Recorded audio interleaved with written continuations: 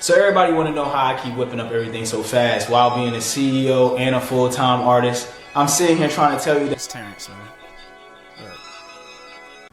And we were talking about his affirmation, and I'm bringing that up because he talked about how, you know, us in the diaspora and as melanated people need to reconnect with our authentic selves as well. I speak about authenticity, and then you also talk about black women living in their truth. And I heard you about to be a part of an event coming up soon. Yes, so tell us about that event, and then talk to us about aligning with that authentic truth within yourself and how it can be a key to healing. You know what I mean? You know, how this event do that and all that. Yeah. So this event, Nature and Poetry, y'all gonna love it. Y'all loved it the first 3 times. I think this is the 4th one. So shouts out to Amani for curating these events. Like, they are at the Discovery Center, which is a beautiful place in nature. And it's a lot of great people who are a part of it. So we got Imani the Superstar who's gonna be there. Like, we got Sheen Anthony, Expressive Illustrations. We got Altruistic Vision. That part. Like, it's so many great energies coming together. We got DJ Magneta. So it's a lot of good vibes going on. Not just good vibes, but intentional vibes, and melanated people, women and men, who's going to be really, I can't find a better word than intentional about helping you heal. Yeah. We're going to have sound bowls out there. Me and, how do I forget, Complex Angel. We're heavy hitters.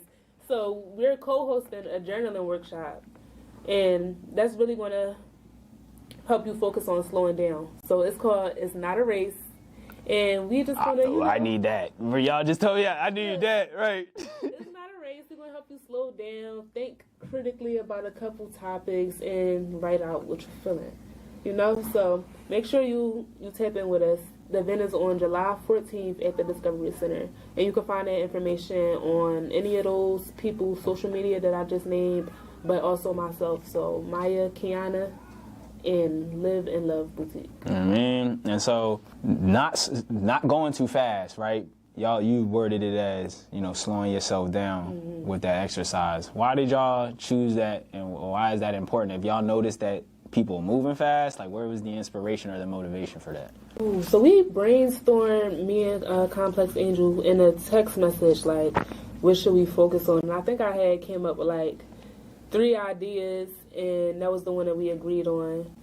And I'm feeling like it was because of where we both are. I know she's always like working on something, and she works a job too. Yeah, just bought the crib, like, I'm tapped in. Yeah, so you know what I'm saying? Her, myself, it's like we be moving fast, we do a lot of stuff, and it's easy to not appreciate the stuff that you're doing or not notice all the things that you're doing. So it's essential to slow down, and that slowing down is going to help you be mindful of some things that you might need to change along the process. It's going to help you be mindful of the things that you need to celebrate about yourself. I feel like I might want to focus a little bit more on the celebratory aspect because, you know, it's like, it's something about the vibes that summer gives. It's party vibes, it's good vibes. Damn right. You know, celebrate yourself, but don't just turn up for nothing. Celebrate you. Like, focus on what you've done, you know? So. Now, I just did a conversation on my live the other day. It's like, you know, there'd be a lot of partying and lit shit, but you just said it. If we could be more intentional about what we're celebrating. Wow. That's like, it could go right through your ears and be like, celebrating? That's what I'm already doing. It's like, nah, like, you ain't celebrating you, though. Right. You just in the building. Exactly. You just at the event. What this got to do with you, right? And then being consistent in that event about manifesting and aligning that purpose, like, that you just gave me something to even consider as I start going out more. And it's also a little treat to yourself, because a lot of people don't get the opportunity to slow down based on different things that their life might require at the moment. So it's a free event. If you have time to come by, treat yourself. Yeah, and you're doing a part of what, I'm going to be honest with y'all, because this experiment and experience that I'm building is more like, I've realized something, right? Like, I have all these tools and all of these resources that I can share, but then I started realizing, like, there's like a state of like paralysis on actionable execution from people, right? And when I was talking to my mans earlier, he was like, he's creating a retreat for, he's going to have an experience, right, where they're going to create a campfire, and then everybody's going to write down the things that are not serving them in their lives, and then they're going to throw it in the fire. You know what I'm saying? And then, you know, he has some other activities that going to follow through with that as well. But I thought that was super empowering, because it's like, damn, that's what people need before they can really, some people can, before they can come to me, because they're not ready to take the work on because of the emotional and psychological hurdles and traumas that they have. Like, they might see the value in what I'm providing, but applying it takes a level of work and commitment that, you know, you gotta be internally at peace for that. Right. And so what y'all are doing speaks to that as well, where y'all are giving people that the tools to clean out the temple. Exactly. And really like refurbish and highlight the things inside of them that are serving them, and then even getting around some people that can create some community and help them be committed to that journey, right? Because with the people you just mentioned, those are people who are, like you said, intentional about their work. So when they see you in real life, they're going to keep that same energy when they see you. It's not just like, all right, the event's over, bye. Like, it's like those is people who really rock out for you. So I want to ask a few more questions before we get out of here, in terms of like, we're going to start breaking this up into some tips and tricks that we can give to people. So meditation is something that I don't do very often. I do a lot more grounding. And meditation for me looks different. Meditation to me looks like listening to music. Meditation to me looks like sitting in a room with everything off and just smoking and no like noise. So that's like the complete opposite. And then I'm also like very into cooking. Like, that's super therapeutic for me. Like, that's a moment where I can slow everything down. Some people look at me in the kitchen and they be like, you don't even look like you're cooking. And I'm like, bro, because it's the way I move in the kitchen. Like, I'll cut some shit up, then I'll go, you know what I mean, step to the side. And they'll be like, you just left it like, so it's like people, but then when my food come out, it be like, boy, you went crazy, right? So it's like, because that be my meditation. They don't be for me being hungry. You know what I mean? I learned that a lot of, you ever notice when you cook food, you don't be hungry afterwards? It's over sensory. I learned that because I read about cooking. I'm super into it. It's like your mind experiences over sensory when you are cutting and smelling and cooking and thinking. You're using all your senses at once. By the time the food done, your mind has conceived that it ate. Your mind is like, we didn't eat? I could have sworn we ate something. Right. Like, there was so much food going on just now. You were cutting and, right? So it's like, that's what I learned from that. So it's like, what are some things that you've done to practice meditation, or like some tips that you could share with the people about meditation? Well, you summed up one of the main ones, and this meditation can look very different. It can take many different forms. To me, I like to meditate on my yoga mat in the cross-leg position with some binaural beats playing in the background. Oh, yeah, the binaural beats, right, yes. Maybe like the typical 432 hertz popping off, right, yeah, me too. I go to, style type shit. So that's just one way, though, and a lot of people feel like if they can't do it that way, then they can't do it. But listening to music is also meditation. Smoking in silence is also meditation. Just sitting with yourself is a form of meditation, because you're allowing your mind to just be, and you're allowing yourself to just be. That's meditation. That's one thing that I definitely recommend. And don't be discouraged if you can't do it every day. I've been trying to meditate daily since I was a freshman in college. Okay. I still don't meditate daily, but I do my best, you know. And the key is to not give up. That's what it is. Just like you were talking about in terms of taking constant risks. If you was to stop at risk number 5, you never know where, you're saying, you wouldn't know that risk number 7 was the one. Was the one, yeah. So don't give up. Keep trying. Like, okay, you did it. You meditated for a week and then you quit. Try again next week. Try again next month. Try again next year. Never quit. Never give up.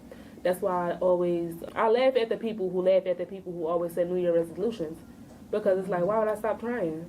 So that's number 2. Meditate. Don't give up on trying.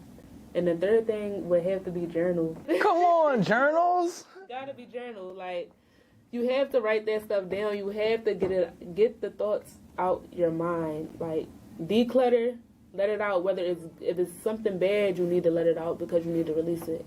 If it's something good, you need to let it out because you need to manifest it. So either way, writing is an essential part of the process that we feel like we could skip past, but sooner or later, extra elders, like, they got some journals, they got some journals in the tuck. So definitely write. And people overlook that statement. Get the thoughts out your mind. When you think that your mind is supposed to be thinking, and it's like, no, your mind is supposed to be being. It's not supposed to just be in a constant state of thinking. That's why your mind is full of thoughts. Because your mind can't do nothing with thoughts. You got to do something with them motherfuckers. And so that's why you said the power of writing them, at least getting them out, can then begin the process of manifestation. Because then there's still the work and then the commitment. There's other energies that go into that. But you just, getting it out your head can be 10 steps forward for some people. Right. Because the act of being and producing and actionable might be much more natural to them. I'm speaking to myself right now, I'm gonna be honest, right? It's like I can get into doing something much more than I can get into writing it. But I think that skipping the writing process is where I'm not able to slow it down like what y'all are mentioning, and not slowing it down. Even I toot my horn a little bit. It's like everything I do, I like it, but I could be more in love with it. I don't be in love with my stuff. I like it, but really I know projects that I've been in love with, my music projects, I take that time because they're written. I write my music. So it's you're just opening up a box for me right now because I'm like, wow. Ever since I started writing my content, because I write this content now, I start off, I make a YouTube video, then I transcribe the video, then I grammatically edit it, because Lord knows I'm speaking in Ebonics, and I'm making up words and doing all types of stuff. So then once, you know what I'm saying? And then after I grammatically correct it, then I reformat it into a guide or an ebook, depending on how long it. So it's just I ain't gonna go into the exaggerating steps of my content creation, but it's once I started introducing the writing element, I've been so much more passionate about my content now because it comes from a place of me reflecting. Right. I'm looking at it and I'm reflecting on it now. So I love to hear that. Yeah, the journaling, you sold me just now. I'm telling you, I really be I'll be listening to millionaire gurus and they be write it down. I be like, fuck you, I'm not writing it down. I don't need to. It's what you said, I'm gonna get old one day, boy. Them thoughts gonna be piles of laundry. They ain't even gonna be, you don't even wear that no more. So I guess my next question will be, and I didn't really want to talk about this, but I know I'm not gonna be satisfied with myself later if I don't. So I want to make it practically meaningful when I ask this, right? So, my role, I identify as a black man, if y'all couldn't tell, right? And I am the protector and the provider of the women in my community. That's the role that I've taken on. So we hear those terms a lot, men, or black men specifically, need to be protective and be provisionary in the lives and in the homes of black people, and especially if you're gonna link up and create communion with a black woman. So for the people in my audience who might not be taking the time, because I know y'all not taking the time. I be seeing y'all in the comments. I be seeing some of the stuff y'all be liking. You be in the reels, and then they tell you who likes what. You can't judge them for that, because sometimes you might like something because you don't like it. You know, I know, you're right. I do that too. So that's why I said, that's why I'm just want to talk to you about it, right? I'm not going to be hard on them.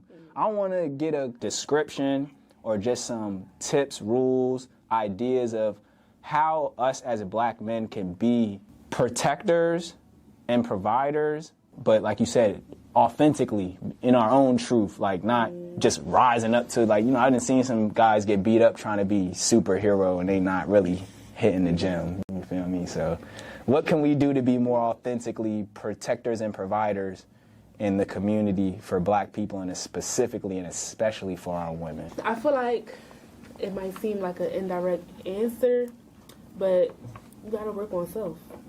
Why would that be indirect? I don't know. I thought like maybe was looking for like, well, you need to go.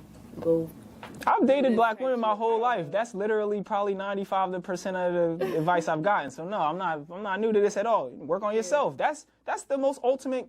Like you could have gave a nigga a whole shopping list, right? That's what I feel like. It's just like, you know, down to the point. Like you can do all this other stuff, but if you work on you, you are naturally all that you're trying to be. So, you know, clear out the bullshit, work on yourself, build yourself up. Okay, so you can't work on yourself with the bullshit? It don't work like that? It don't work like that. You gotta detox. Okay. This is what they need to hear though. Like this is what they need to hear. So it's like am I not working on myself because I got bullshit going on? Like what's the balance? How do I prioritize this? Because whether I'm 19 or 39, I might be doing this right now, right? Like I got bullshit and I want to be in somebody's life, but I definitely got some bullshit going on, right? Like, what does this mean? I feel like... You feel like you have to work in your relationship with the woman in your life, as in not like your sisters, Even them too. Because that may play a factor on your relationship with your partner, right? Right. Like how you and your mom, you and your aunties, how you view women in general. Yep, and a lot of times men have terrible relationships with their mom, like... So, no, reiterate what he said so that they can hear it from you, because I want to make sure that it catches on camera. Reiterate. So he was basically saying that you have to... The relationship that you have with all the women in your life, including like your mom, your sisters, aunts, all the women in your life play a role on how you're going to relate to your significant other. Okay. And a lot of black men have terrible relationships with their moms. Whether they realize it or not is a whole nother thing. And that's part of the bullshit that needs to be cleared out. Okay. So I recommend therapy, for sure. Journaling. And just releasing. Like, that's part of the detox process. You have to release some of the mentality, the emotions that you were raised on in order to really start to become yourself. Yeah. No, that was really important. That was a great one because it aligns with what I recognized in my life as well. Because I didn't grow up with my mom, so I didn't have a relationship with women starting off. Like, I was cool with my sisters, but my sisters moved out immediately. As soon as they turned 18, they was out. So, like, even my engagements with them were more, like, sisterly. And me being an annoying little brother, I wasn't trying to get to understand women. Right. You know what I'm saying? So it's like, I learned everything I know about women through other people's daughters. I apologize. You know what I mean? Nah, for real, because it's like, those is people's kids. You know what I'm saying? And that, you got to experience somebody who don't got no experience. Now, I was a good young man. I ain't never do nothing crazy. I don't got no smut on my name or my record or nothing. But I did always recognize that. I said this to one of my brothers earlier today, that I was on the phone with him, and I was like, I used to be very guilt-ridden with my relationships, and this is the bullshit that goes into relationships that you say can come from the lack of just stability and healthy relationships in the home, right? And so I told him, I'm like, I don't think I've ever allowed women to just be women in my lives because I always look for this well-rounded person because of me not having a mom. So, like, when I said that to him, he said, well, why do you think that? And then we started expounding on it, and then when we got to the root of it, he said, you just had the wrong women in your life. So I had to realize, like, sometimes it's not even that the bullshit be the wrong that you're doing. It's what you said in the beginning. It's just what you're not doing for yourself. That's what I wasn't fucking up nobody's life. I just wasn't doing anything beneficial or productive for my own. So, like, that would then become the relationship a woman would have to foster, right? It's like, damn, does this nigga know what he doing for himself? Does he know what's best for himself? Like, if you got to question that, then now you can't consistently be aware for yourself because you got to worry about me. So it's like, I used to be in the streets, so it's like I'm catching cases. There's people want to put bullets in me, and what that could do for the person who care about you is like, this don't even got nothing to do with me. Right. Like, you got me concerned with stuff that don't even got nothing to do with me. So that's what I started to realize when I spoke to him. It was like, women are, I definitely was giving women the opportunity to be women, but I wasn't allowing the right woman to, or excuse me, I wasn't creating relationships with the right woman. You know what I mean? So that's not, you know, that's no shame or knock to women. That's more so a fixing thing that us as men gotta do, where we realize, like, once you figure out who you are and what you're doing, then you can date. But man, this is so important, and this is why we're gonna have part 2 later this week.